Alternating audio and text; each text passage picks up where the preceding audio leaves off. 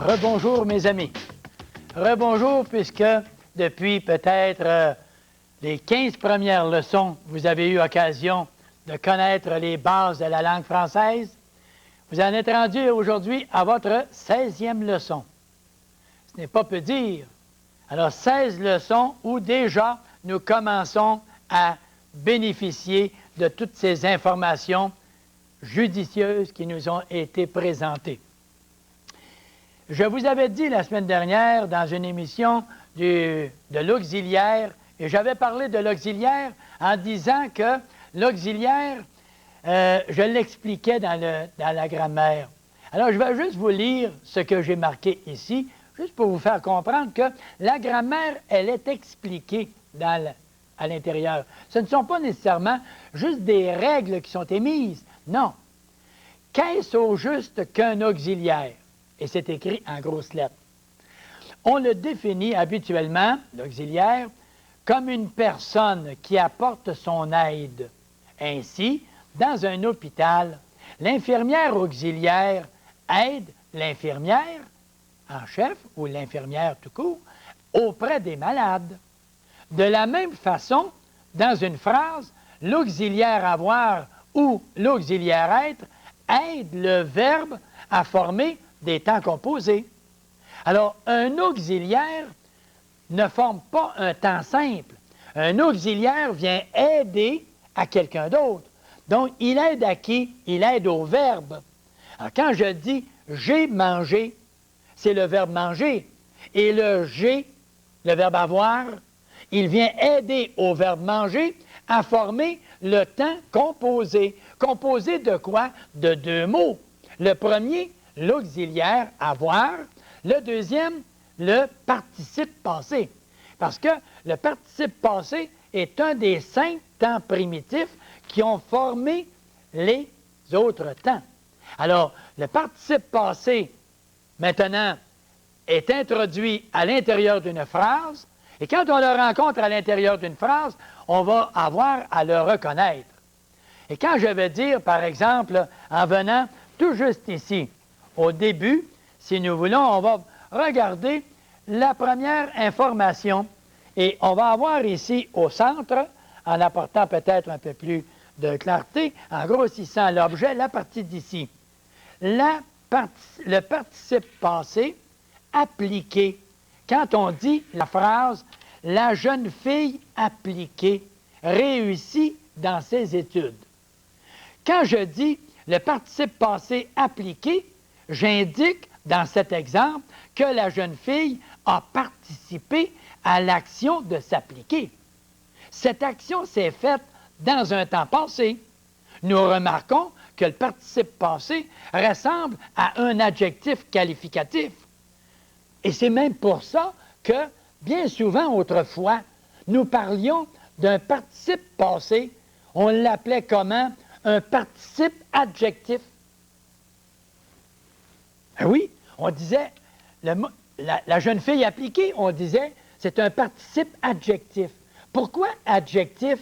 Tout simplement parce que le participe passé, le verbe appliquer, cette action de s'appliquer, elle a eu lieu dans un temps passé, et le participe passé appliqué, on l'appelait participe adjectif. Un peu comme on aurait dit, par exemple, juste en dessous, la jeune fille sérieuse. Alors, la jeune fille sérieuse réussit dans ses études. La jeune fille appliquée réussit dans ses études. La jeune fille sérieuse réussit dans ses études. Là, le mot participe passé, quand il est seul, il est comme un adjectif ordinaire. Comme ici, je vais dire, les lumières allumées nous éclairent. Mais les lumières allumées, le mot allumé, c'est le verbe allumer. Et qu'est-ce que je fais quand je dis les lumières allumées? J'emploie le verbe allumer, mais est-ce qu'elles font l'action d'allumer ou bien elles ont été allumées? Il y a eu une action dans un temps passé. Et quand on est allé tantôt à l'interrupteur et on a levé l'interrupteur, les lumières se sont allumées. Alors on va avoir dit, on devra dire maintenant, les lumières allumées, ça veut dire les lumières qui ont été allumées. Donc, l'action d'allumer a eu lieu dans un temps passé, un participe passé. Et elle s'adresse à qui? à quoi le mot allumé dans le cas présent?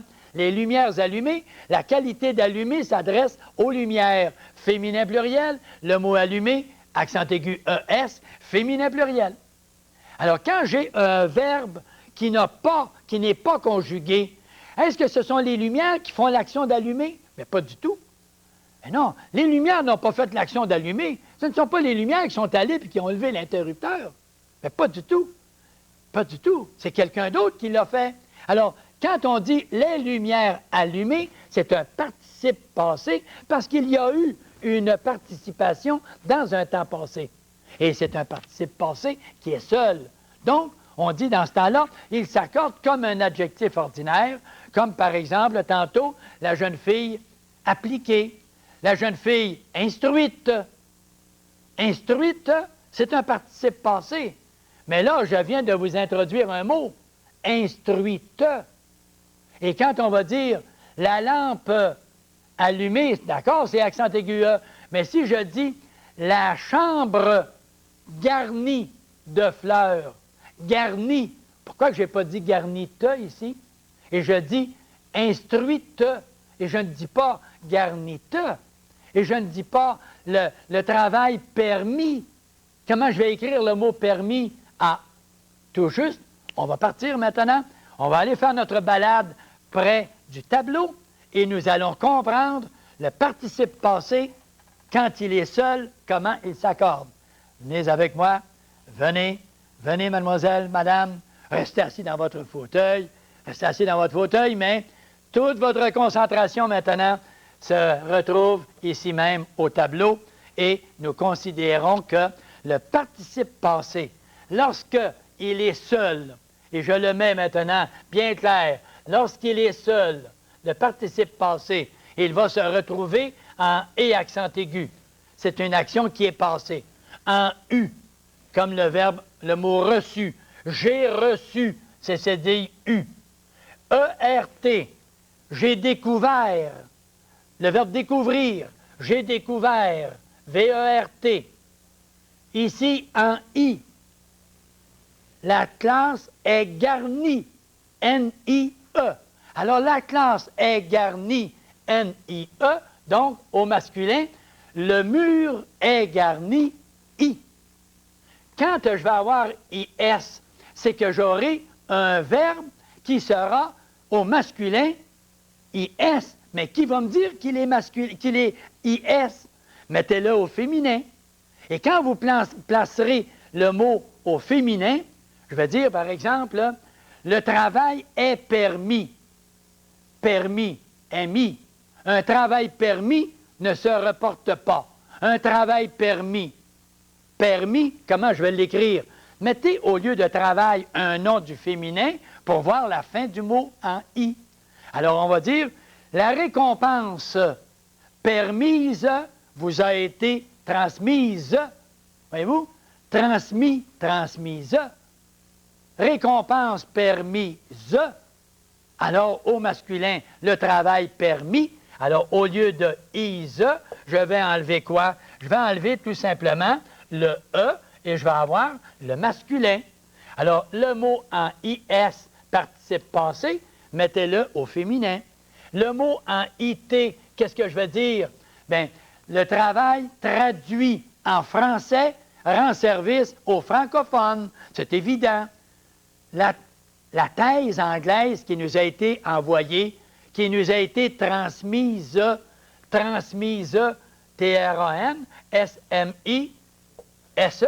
Alors, transmise, mais quand je dis j'ai transmis, j'ai traduit au masculin, on enlève le E et on a transmis. Le travail transmis, M-I-S, me rend service. Le travail permis, M-I-S, P-E-R-M-I-S, au féminin permise, traduit, traduite. Alors, traduit, quand c'est un participe passé et que l'action a eu lieu dans un temps passé et qu'il n'y a pas d'auxiliaire en avant. Non. La thèse traduite en français nous a rendu service pour fabriquer la nôtre, pour monter la nôtre. La thèse traduite, donc je dis au féminin traduite, enlevons-le maintenant et disons le devoir traduit en français. Le devoir masculin traduit masculin. Au féminin, un E. Au féminin pluriel, ES. Très, très simple maintenant. On comprend bien cette partie-là. Alors, le participe passé seul en « et » accent aigu. Quand est-ce que je saurai si c'est « et » accent aigu ou « ER » ? Bien, je me demanderai tout simplement, est-ce que l'action a eu lieu dans un temps passé? C'est tout simplement ça. Quand je dirais, par exemple, allonger sur le sol, allonger sur le sol, point suspensif là, sur le sol, les légumes. Les légumes. Ah, si je parle de les légumes, alors allonger sur le sol, étendu sur le sol, allonger les grands concombres là, les grands concombres qui sont allongés sur le sol. Mais qui ça, allongé? C'est une action qui a eu lieu dans un temps passé. On dit, ils sont allongés. Ils n'allongent pas tout de suite. Ils sont allongés au cours des semaines. Et allongés sur le sol et étendus sur le sol, participe passé. Et participe passé, mais qui ça allongé? Les légumes masculins pluriels. Le mot allongé va s'accorder comme un adjectif et c'est une sorte de participe adjectif. Alors, un participe adjectif ou un participe passé seul s'accorde avec le nom masculin pluriel, allongé masculin pluriel. De la même façon que tantôt, quand on parlait de I, IS et IT, c'était la même chose. On employait le même procédé, c'était la même loi. C'est une qualité, un participe passé seul, c'est une qualité qu'on donne à quelque chose et ça a eu lieu dans un temps passé. La preuve, vous regardez tout simplement les deux phrases que j'ai marquées au tableau. Les deux phrases que j'ai marquées au tableau, elles sont très, très précises et nous font comprendre facilement maintenant le participe passé qui est ici. Et le mot appliqué, regardez, la secrétaire appliquée rend service à son patron. La secrétaire appliquée rend service à son patron, c'est qu'elle évite à son patron de faire recommencer 2, 3, 4 fois la même composition ou le même texte.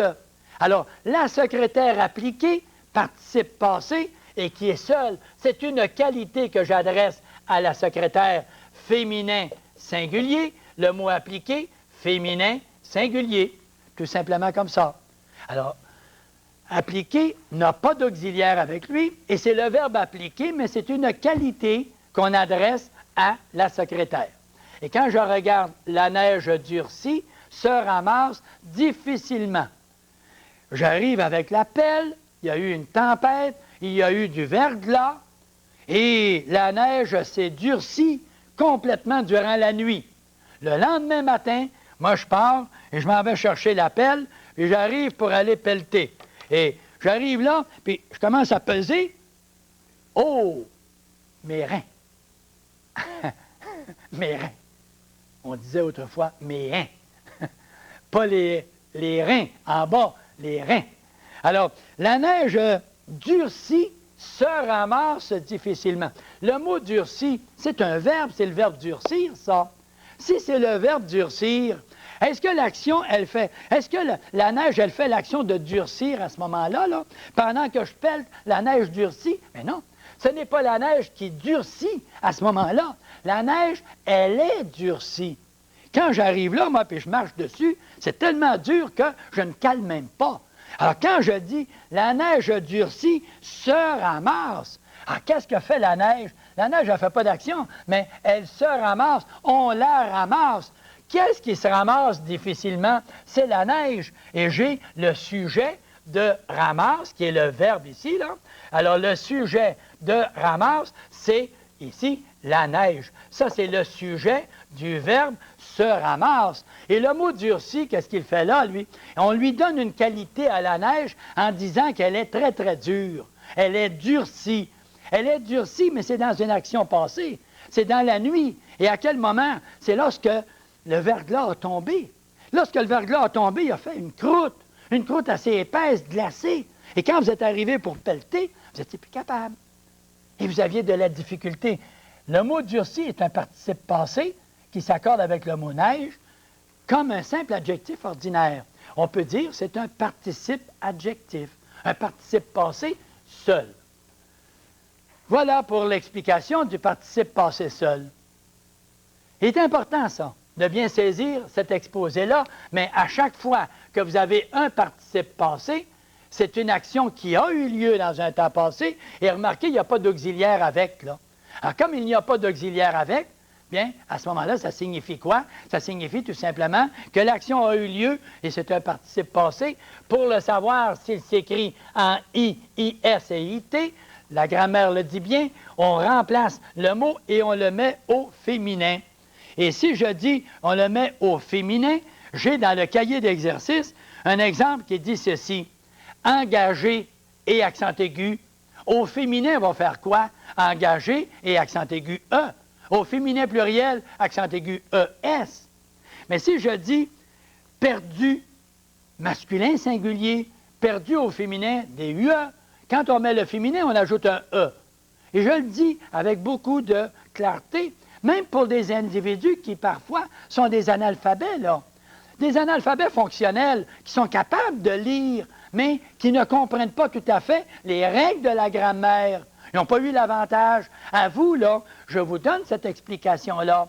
Et vous comprendrez, pour tous ceux qui trouvent que l'explication est très simple et très, très ordinaire, pour certains, ce n'est pas si ordinaire que ça.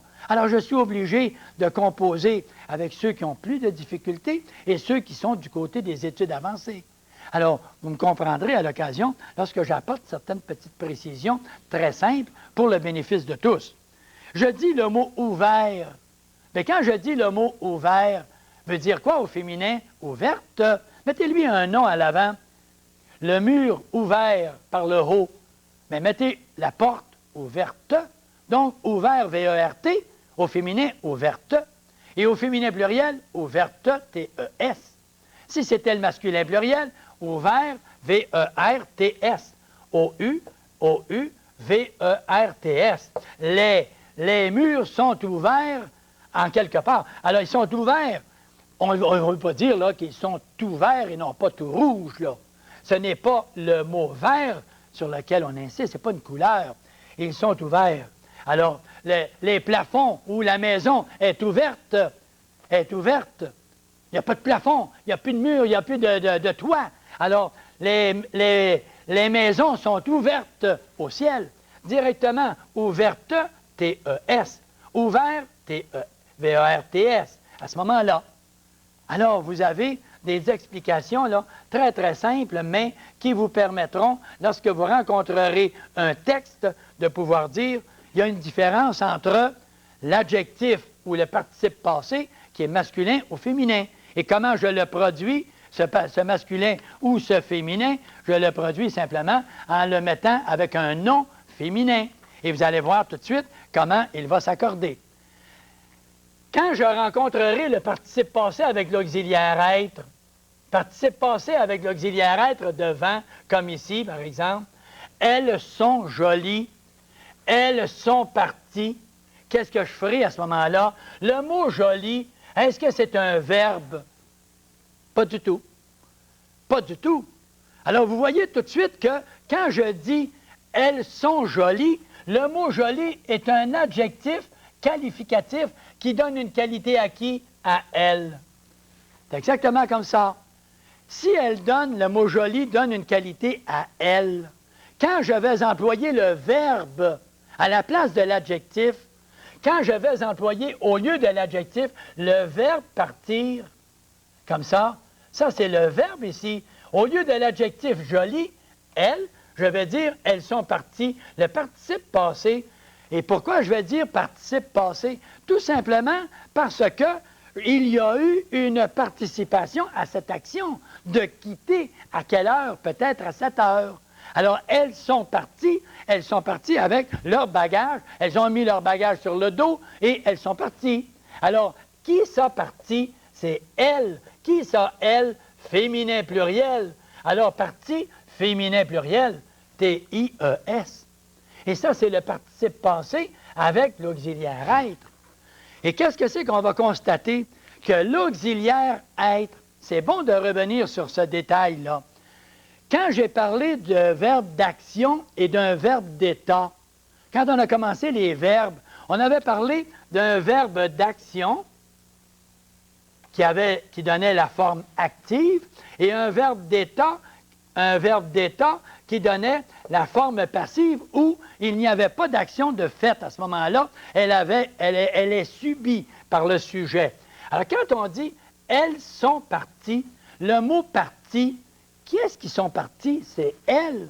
Et le mot « elles », parce que c'est le verbe « être » ici, l'état, il n'y a plus d'action de fait, là. L'action, elle a eu lieu. Elle a eu lieu, elles sont parties à 7 heures. Voyez-vous, puis ici, les 2 heures de l'après-midi. Alors, elles sont parties à 7 heures, donc c'est une participation dans un temps passé. Et si c'est dans un temps passé, participe passé.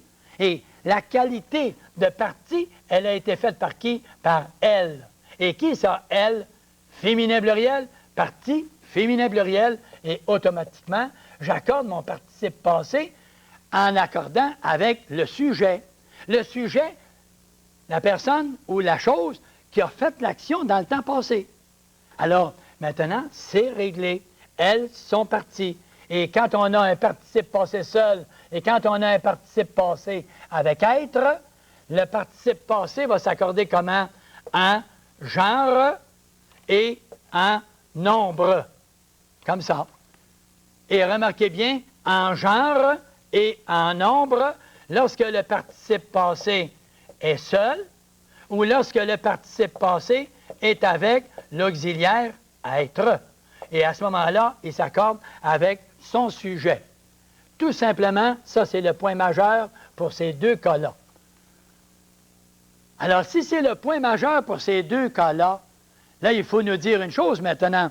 Il faut nous dire ceci, c'est qu'on a le participe passé seul, on a le participe passé avec être, mais il reste une chose, il reste le participe passé avec avoir. Est-ce que c'est possible de passer directement maintenant au participe passé avec avoir? J'aimerais peut-être, avant de vous donner quelques petits exemples ici, parce que si j'en donne trop à la fois, j'aimerais mieux donner l'explication du participe passé avec avoir dans quelques minutes. On me dit qu'il nous reste encore quelques minutes avant la mi-temps.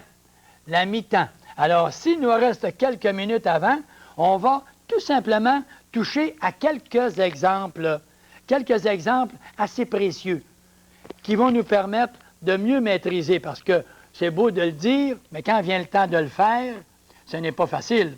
Je vous donne des mots que j'ai marqués ici dans le cahier d'exercice, le mot « omis ». Comment vais-je l'écrire au féminin? Bien, vous allez dire, mettez un nom en avant. La leçon omise, donc omise. Donc, au masculin, omis, M-I-S. Participe passé seul, omis, M-I-S. L'autre, franchi. Qu'est-ce que je vais dire? Franchi. Le fossé franchi rapidement, franchi avec succès. Le fossé franchi. Est-ce que j'écris franchi I ou IS ou IT? Mettez simplement un nom féminin. La clôture franchie.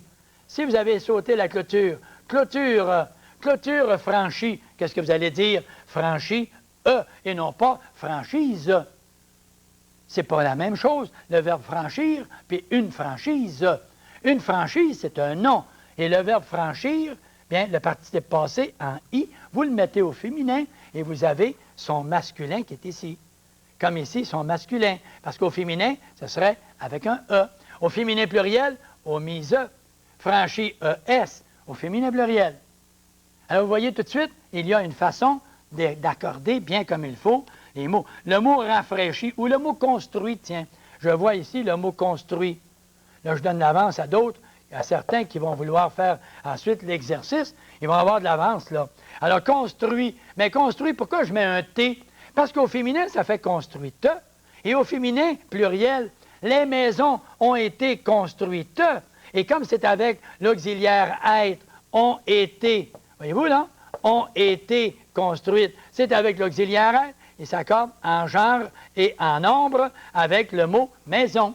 Et le mot maison ont été construites avec ES. Et c'est comme ça.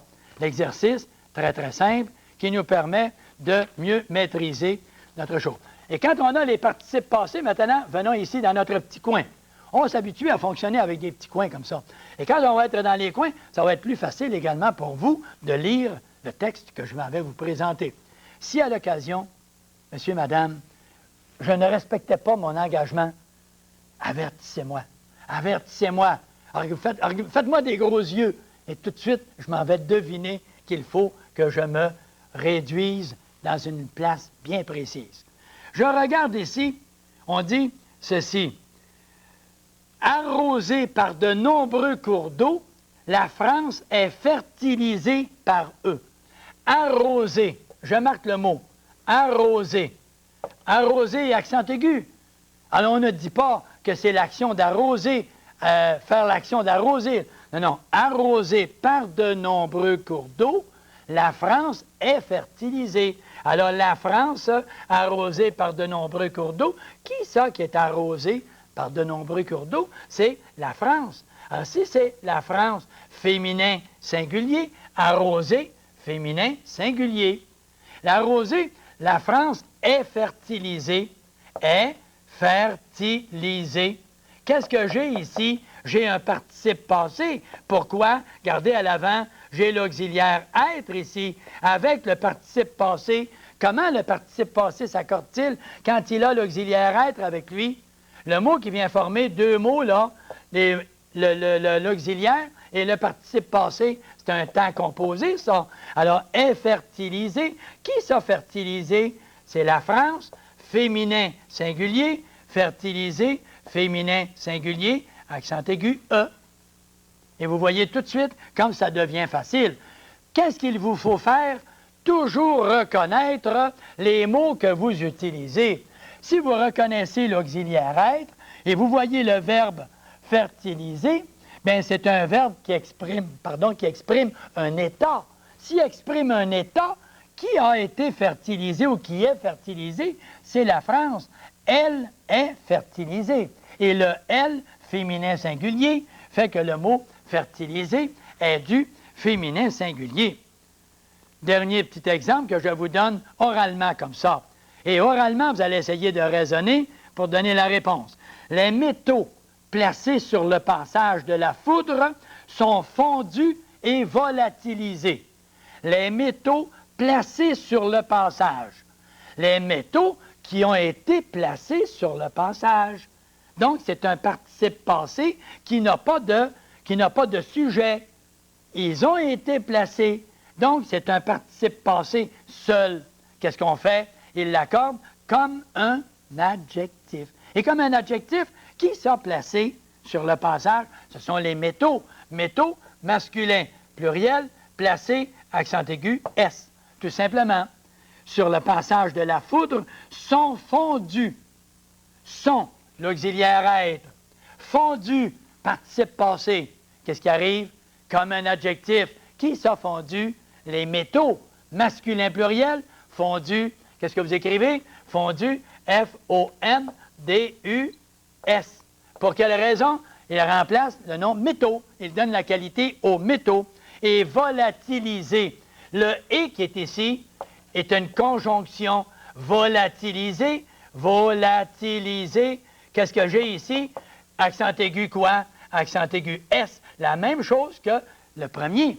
La conjonction, elle unit deux mots. S'il y en a un qui est au pluriel, l'autre est au pluriel. S'il y en a un qui est masculin pluriel, l'autre masculin pluriel. Un petit singe, un chien de poche.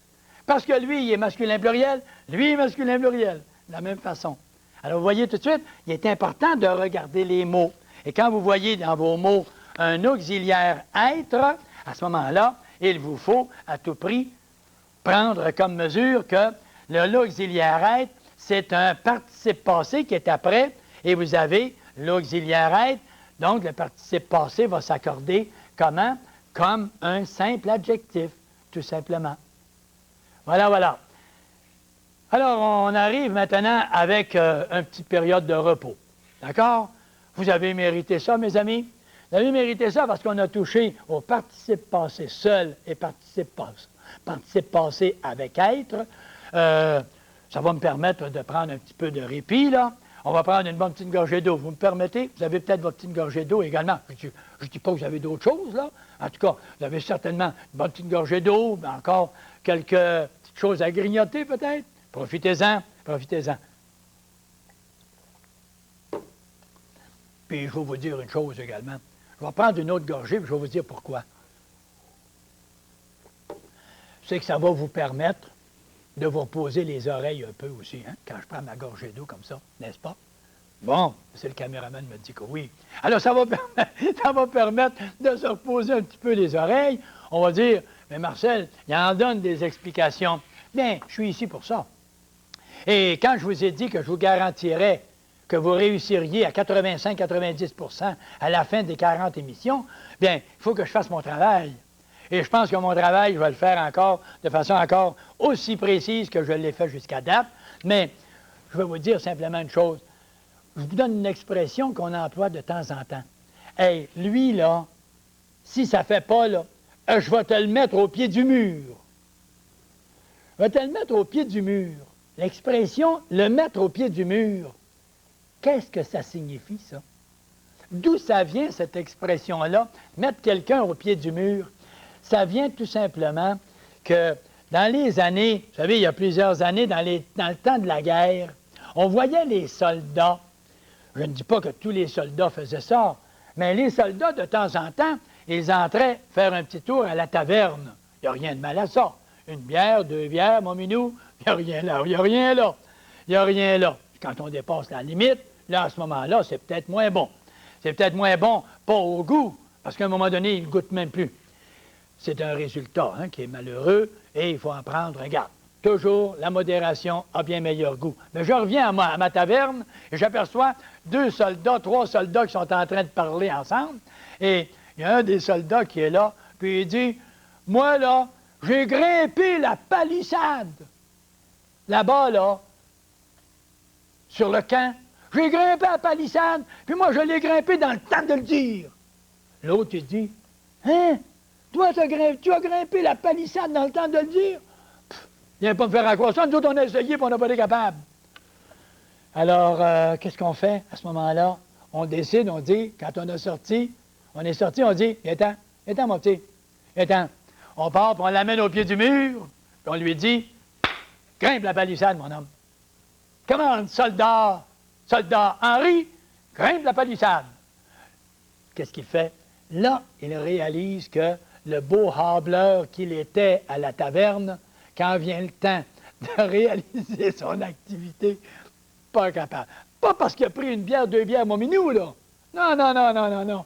C'est que même quand il est à jeun, le lendemain matin, vous le ramenez au pied de la palissade, vous dites, toi, tu nous disais hier, là, que tu avais grimpé la palissade, grimpe-la donc à la palissade. Ah ouais, donc, montre-nous ça maintenant. On est une dizaine à considérer ça, puis t'apprécier. On va t'applaudir, mon homme. Vas-y. Hableur, hein, quand c'est le temps d'agir, mais c'est la même chose. Quand on dit, oui, le gars, il a parlé, on va te le mettre au pied du mur. On va lui demander de donner ses preuves. Et à ce moment-là, on va lui demander de le réaliser exactement ce qu'il a dit. Montre-nous-le comme quoi tu es capable. Alors à ce moment-là, quelqu'un se fait mettre au pied du mur. C'est l'expression qu'on emploie fréquemment. On l'a mis au pied du mur. Ça veut dire qu'on l'a obligé à expliquer tout ce qu'il avait dit, là, qu'il connaissait. Explique-nous-le. Il avait dit qu'il connaissait la langue espagnole. Parle-nous la langue espagnole. Il y en a un espagnol qui est ici, là. Il va t'écouter à ce moment-là. Pouf! Il va parler en vache, comme une vache espagnole, hein? Comme on avait dit il y a quelque temps. Il va parler comme une vache espagnole et non pas comme un basque espagnol.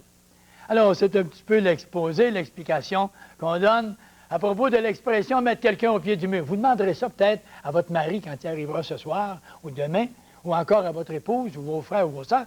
Demande-leur donc d'où ça vient l'expression « mettre quelqu'un au pied du mur ». Alors, on sait ce que ça veut dire, mais c'est dans le temps de la guerre où les fameux soldats étaient capables de tout, hein? On les a mis au pied du mur à grimper des palissades. Et c'est comme ça. Voilà, un petit moment de répit. Et qu'est-ce qu'on fait maintenant? Madame, monsieur, c'est l'attention. L'attention que je vous demande cette semaine, c'est la deuxième partie. Vous allez dire, oui, mais j'ai fait attention dans la première partie tantôt, là. Oui, alors si tu as fait attention, si vous avez fait attention, monsieur, madame, vous allez être en pleine forme pour être bien attentif à l'explication que je vais donner, parce qu'on va parler du participe passé avec l'auxiliaire avoir. Avec l'auxiliaire avoir. Et c'est habituellement là que les problèmes se présentent. Je vais essayer, dans les quelques minutes que j'ai, de pouvoir cerner tout le problème du participe passé avec avoir. Peut-être que je vais y réussir, peut-être pas. Si je n'ai pas réussi à tout le cerner, je vous dirai ceci, mes amis. Je vous dirai, dès la semaine prochaine, nous compléterons l'information. Mais pour pouvoir tenter la chance de prouver à tout individu de 6e année, de secondaire, de cégep, d'université, qui que nous soyons, que nous sommes capables de maîtriser le participe passé avec avoir, alors j'efface tout ceci et je commence en vous disant tout de suite que pour avoir un participe passé avec l'auxiliaire avoir, nous aurons ce que nous appelons un temps composé. Et que veut dire un temps composé? Remarquez bien que pendant que j'efface, là, je vous dis exactement la synthèse de ce que nous avions présenté auparavant pour que nous puissions le comprendre. Alors, un participe passé avec avoir, c'est que je vais avoir l'auxiliaire, avoir, ainsi que le participe passé qui va suivre. Et là, c'est le cas de le dire, on est en mesure d'y aller. Et je vais dire ceci, la façon très, très simple, l'auxiliaire avoir,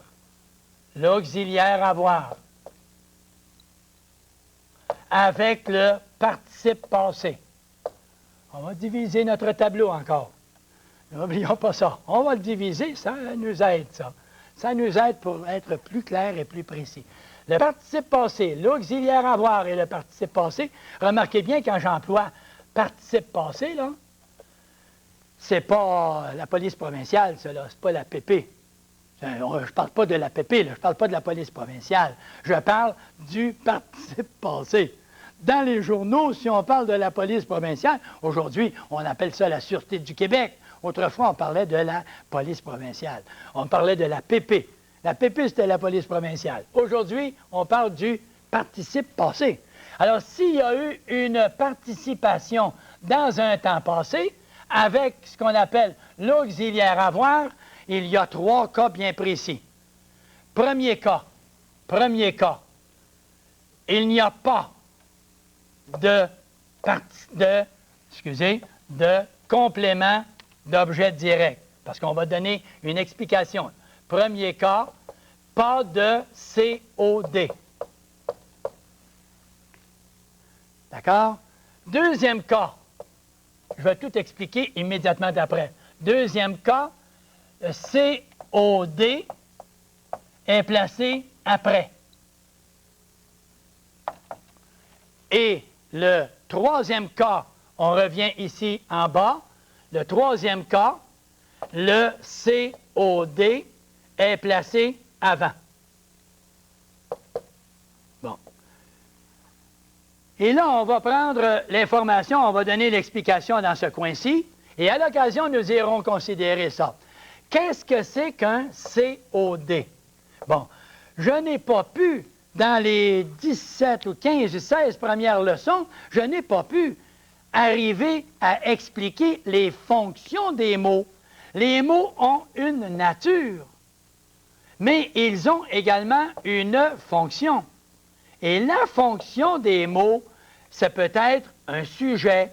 On l'a utilisé jusqu'à date, à l'occasion. On a également ce que nous appelons un attribut, un complément. Et là, on arrive. Un complément, c'est un groupe de mots qui complète un autre mot. Si je complète un autre mot, le complément peut être un complément du verbe, comme il peut être un complément du nom, comme il peut être un complément de l'adjectif. Et il peut être d'autres sortes de compléments, mais on se limite quand même peut-être à ces 3-là. Un complément du verbe, c'est le point le plus important qui nous arrive habituellement. Le complément du verbe, qu'est-ce que c'est? C'est un groupe de mots ou un mot qui complète un verbe. Si je pose une question à un verbe, je vais avoir comme réponse un complément du verbe. Ah oui, je disais dans la leçon précédente ou dans les leçons, non, l'année dernière, ça, je me rappelle, je disais, si je pose une question à François, je vais avoir une réponse de François.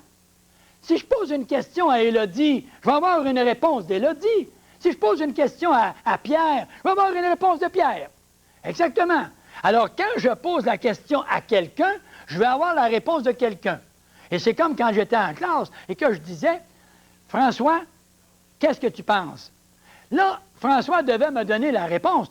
L'autre mettait pour me donner une réponse. Non, non, non, je ne veux pas la réponse de Louis et de Francine. Je veux avoir la réponse de François. Alors, quand je pose une question à un verbe, bien, je vais avoir un complément du verbe. Et qu'est-ce que j'ai comme complément du verbe? On va aller voir tout de suite maintenant. Qu'est-ce que c'est? On a comme complément du verbe, on a 3 sortes de compléments. Alors, les compléments, ça c'est très important, il faut les comprendre au départ. Complément du verbe, on a le complément d'objet direct, le complément d'objet indirect et le complément circonstanciel. 3 sortes de compléments. Ça, c'est très, très précieux à comprendre. C'est ça qui fait que, habituellement, nous écrivons correctement ou de façon erronée. Cette explication vaut la peine.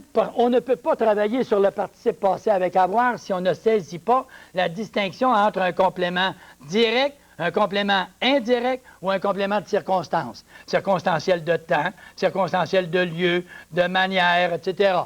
Alors, quand je dis un complément d'objet direct, c'est une question que je pose de façon directe. Et quand je pose de façon directe la question, je vais donner la question « qui » ou la question « quoi ». C'est toujours la même réponse que je vais avoir. Ça dépend. Je n'aurai peut-être pas de réponse. Si je dis, moi, « j'ai parlé », point. Est-ce qu'il y a un complément? Posez votre question au verbe. « J'ai parlé qui » Il n'y a pas de réponse. « J'ai parlé à qui » Il n'y a pas de réponse. Est-ce qu'il y a un complément? Le verbe n'a pas de complément. On verra un peu plus tard la précision des verbes qui ont des compléments directs ou indirects. On parlera de verbes transitifs ou de verbes intransitifs. Attendons, je vous dis juste que dans quelques leçons, on aura l'occasion de préciser ça. Pour le moment, le complément du verbe, c'est le complément direct qui, quoi. Si je pose la question à qui, quand je pose ma question à qui, c'est un complément indirect. Quand je pose la question qui, ça c'est un complément direct. Alors si au verbe, je pose la question « J'ai mangé une pomme ». J'ai mangé quoi? Alors je pose la question « qui » pour une personne, je pose la question « quoi » pour une chose. J'ai mangé quoi? Complément direct. Et si j'ai un complément direct, je vais regarder maintenant où est-ce que je vais me retrouver. Si je n'ai pas de complément, je m'en viens dans le premier carreau. Et là, on vient voir le premier carreau. Il n'y a pas de complément. Tantôt, j'ai dit « j'ai mangé », point. Alors, quand je dis « j'ai mangé », donc l'action a eu lieu dans un temps passé, participe passé, avec l'auxiliaire « avoir ». Est-ce qu'il y a un COD? Non, c'est marqué qu'il n'y a pas de COD. S'il n'y a pas de COD, j'ai mangé et accent aigu, point, pas d'accord. Et on garde le participe passé invariable quand il n'y a pas de complément direct. Le participe passé est invariable à ce moment-là, automatiquement. Et ça, c'est très, très, très important. Quand même, ce serait « Louise a mangé ». Si c'est Louise qui a mangé, ça importe peu. C'est Louise qui a mangé. Elle a mangé quoi? Parce que vous avez l'auxiliaire avoir. Elle a mangé quoi? Pas de réponse, ne s'accorde pas. Si je rencontre le complément d'objet direct qui est placé après, et là je dis maintenant, j'ai mangé une pomme. qu'est-ce que j'ai? Je pose ma question, je vois ici un participe passé avec l'auxiliaire avoir. Et quand j'ai le participe passé avec l'auxiliaire avoir, j'ai toujours la même question à poser. Je cherche le COD. Si je cherche mon complément direct, quelle question je pose? La question qui pour une personne, la question quoi pour une chose. J'ai mangé une pomme. Je vois ici, je parle d'une chose. Donc, j'ai la question, j'ai mangé quoi? Et quand j'ai posé la question après le participe passé, ici, j'ai mangé quoi? Une pomme. Donc, le mot pomme est un complément d'objet direct, où j'ai posé ma question de façon directe. C'est comme ça qu'on fonctionne. Et quand on arrive automatiquement avec cette façon de fonctionner, vous avez un participe passé, tout de suite après votre participe passé, posez la question qui ou quoi. Ne posez pas la question qui a mangé la pomme. Non, non. Qui a fait l'action de manger? Je vais trouver le sujet. Je ai mangé. Qui a mangé la pomme? C'est je. Première personne et j'ai, et non pas je. Ce sera j'ai. J'-A-I. J'ai. Alors, quand je dis j'ai, ça, c'est moi qui a fait l'action de. Ça, c'est le sujet, ça. On obtient le sujet. Qui a fait l'action de manger? C'est le sujet. Mais j'ai mangé tout de suite après votre participe passé ici. Posez votre question. J'ai mangé quoi? Et quand je pose la question quoi, parce que c'est une chose, je vais dire une pomme. Le complément est après. Automatiquement, il ne s'accorde pas. C'est tout. Tout simplement comme ça. Ce qui signifie, en définitive, que lorsque, ça veut dire une chose, il ne s'accorde pas quand il n'y a pas de complément, il ne s'accorde pas quand il est placé après, mais à quel moment il va s'accorder? Il va s'accorder simplement quand on en aura parlé avant. Quand le complément direct sera placé avant, à ce moment-là, le participe passé va s'accorder. Et on s'en vient à ce troisième exemple. Alors, dans le troisième cas, ici, on va parler du complément direct qui est placé avant. Alors, quand on va dire ceci, la pomme, je reprends le même exemple, la pomme que j'ai mangée. Allô? Là, j'arrive ici. Était juteuse. Bon, quand je dis était juteuse, la qualité de juteuse, elle s'adresse à la pomme. Et comme le mot pomme est du féminin singulier, le mot juteuse est du féminin singulier. Ça va très bien. Mais c'est pas là qu'on se retrouve. On se retrouve avec un mot. Ah ben, regardez-moi donc ça, mes amis. Regardez-moi donc ça ici. Le mot que qui revient. Oh, vous souvenez-vous, mes chers amis, qu'on a déjà parlé du mot que lorsqu'on a parlé du pronom relatif. Et le mot que, quand il était pronom relatif, il avait devant lui un antécédent qui était un nom. Et quand le mot que était pronom relatif, il avait un nom placé devant, on disait que le que était COD. Il était complément direct. Je comprends bien que la personne qui vient d'entrer dans le cours pour la première fois va se retrouver un peu dépaysée. Ça, c'est évident. Mais il faut là, se rappeler, et dans la leçon prochaine, je ferai une synthèse de tout ça.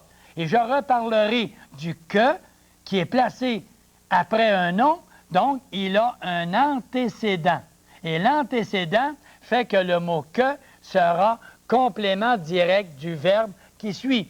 Alors, vous allez poser la question, toujours au verbe. Posez la question, j'ai mangé quoi? Bien, j'ai mangé quoi? Vous ne direz pas que vous avez mangé la pomme. Vous ne direz pas que vous avez mangé la pomme parce que la pomme, il est sujet de « était juteuse ». Qui est-ce qui était juteuse? C'est la pomme, elle. La pomme. Elle que j'ai mangé. Bien, j'ai mangé quoi? Que, mais pour la pomme. Et vous allez peut-être me dire, moi, j'ai rarement mangé que. Vous allez peut-être me dire, là, toi, Marcel, as-tu déjà mangé que? Non, j'ai jamais mangé que. Mais dans la compréhension, pour accorder mon mot, je suis obligé de me dire que le que qui est ici est un pronom relatif. Regardez le nom qui est placé devant. Il a un antécédent. Quand il a un antécédent, le que est complément direct du verbe manger. Et vous verrez, quand nous composerons nos phrases et que nous expliquerons la formation de nos phrases avec les subordonnées et les principales, je serai obligé de dire, je tire une barre ici, je rencontre un pronom relatif.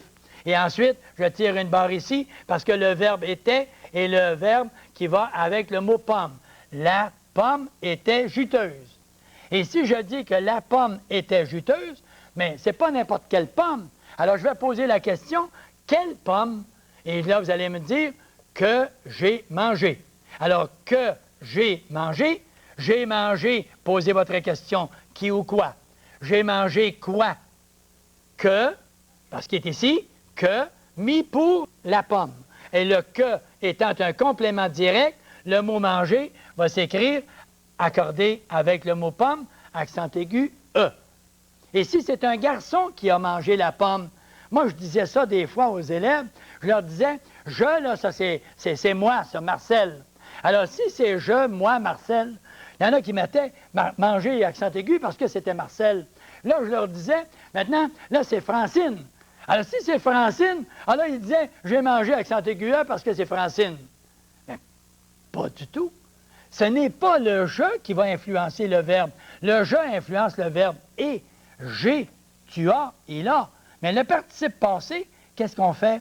On regarde et on pose la question « qui ou quoi » pour trouver le complément direct. Et comme il est en avant, le « que », complément direct qui remplace le mot « pomme » féminin, va s'écrire « manger ». Si j'avais dit « les pommes », au lieu de « la pomme », j'avais dit « les pommes » avec un S ici, que j'ai mangé, mais j'aurais été obligé de dire « j'ai mangé quoi » ? Que, mis pour les pommes, féminin, pluriel. Et là, il est du féminin pluriel. Était, qu'est-ce que je suis obligé? Je suis obligé de tout changer ça maintenant. Était, E-N-T. Juteuse, avec un S, il est au pluriel. Et qu'est-ce qui arrive ici? J'ai mangé quoi? Que, mais pour les pommes. Et les pommes étant du féminin pluriel, le mot manger va s'écrire accent aigu, E-S, du féminin pluriel. Tout simplement, comme ça. Alors, c'est un participe passé. Savez-vous qu'est-ce que je disais des fois, moi, pour simplifier encore la chose? Je leur disais ceci. Les pommes, et j'écrivais, je donnais une dictée, et je disais ceci. Les pommes, les élèves écrivaient les pommes, que j'ai mangé, que j'ai mangé. Je leur demandais, est-ce que vous savez qu'est-ce que c'est que j'ai mangé? Les élèves me disaient oui. S'ils me disaient oui, accordez-le. Automatiquement, j'ai mangé quoi? Que, mais pour les pommes. Donc, si je sais que j'ai mangé des pommes, je vais accorder le participe passé manger avec le complément à l'avant. Et si je disais, les élèves ont visité. Les élèves, et les élèves écrivaient, élèves ont visité. Je leur posais la question. Est-ce que vous savez quoi? Les élèves ont visité, vous savez-vous quoi? Ils me disaient non. Si c'est non, ne l'accordez pas. Pour quelle raison? Parce que le complément va être après. Le complément va être après. Si le complément est après, qu'est-ce qui arrive? Le participe passé ne s'accorde pas. Quand est-ce que le participe passé s'accorde? Seulement quand c'est l'auxiliaire avoir et que le complément est en avant. C'est juste dans cette circonstance-là, lorsque le complément est placé, le complément est à l'avant et que c'est l'auxiliaire avoir. À ce moment-là, vous vous occupez du complément d'objet direct, le complément direct, en posant la question « qui » pour une personne et « quoi » pour une chose. Alors, les secrétaires, on reparle encore des secrétaires, on va parler des aviateurs peut-être. Les aviateurs que nous avons vus hier, nous avons vu, est-ce que vous savez qui? Nous avons vu qui? Que, mais pour les aviateurs, accordez le mot vu. Les aviateurs que nous avons vus, nous avions vu qui? Que, mais pour les aviateurs, aviateur masculin pluriel, VU, V-U-S. Si je vous dis maintenant, hier, nous avons vu, savez-vous qui? Non, ne l'accordez pas. Hier, nous avons vu des aviateurs. Ah là, maintenant, je le sais. Bon, c'est plus le temps. Là, maintenant, c'est parce que le complément est après. Quand le complément est après, ne l'accordez pas. Tout simplement comme ça. Et on se comprend bien maintenant? On peut dire là que dans notre 25 minutes, on a réussi à maîtriser l'ensemble de ces principales règles-là. Et je veux vous dire une chose, c'est que dans le cas présent, je peux vous dire que c'est un petit effort spécial qu'on a réalisé là, parce que, en l'espace de 25 minutes, toucher au participe passé avec l'auxiliaire avoir ou l'auxiliaire être ou le participe passé seul, ce n'est pas facile de maîtriser tout ça. Mais je pense que vous avez fait un bel effort et vous pouvez dire que c'est clair, c'est simple, c'est que lorsque vous avez un participe passé qui n'a pas d'auxiliaire, il s'accorde comme un adjectif, c'est-à-dire masculin ou féminin, singulier ou pluriel. Quand il est participe passé avec l'auxiliaire être, c'est la même chose, il s'accorde comme un adjectif également, masculin, féminin, singulier, pluriel. Et quand c'est l'auxiliaire avoir, qu'est-ce qui arrive? On pose la question qui ou la question quoi. Et si le complément direct est en avant, il s'accorde avec. S'il n'est pas en avant, ne l'accordez pas. Ça veut dire qu'il n'y en a pas, accordez-le pas. Il est placé après, ne l'accordez pas. Posez la question qui ou quoi avec l'auxiliaire avoir. Et on va terminer un petit peu avec une petite pensée qui est toujours intéressante. Je vais vous dire cette petite pensée qui m'avait frappé, et je l'avais prise en note déjà. La crainte et le souci entraînent toujours l'échec. La crainte et le souci entraînent toujours l'échec. Alors, faisons bien attention, pas de crainte et pas de souci. Bonjour.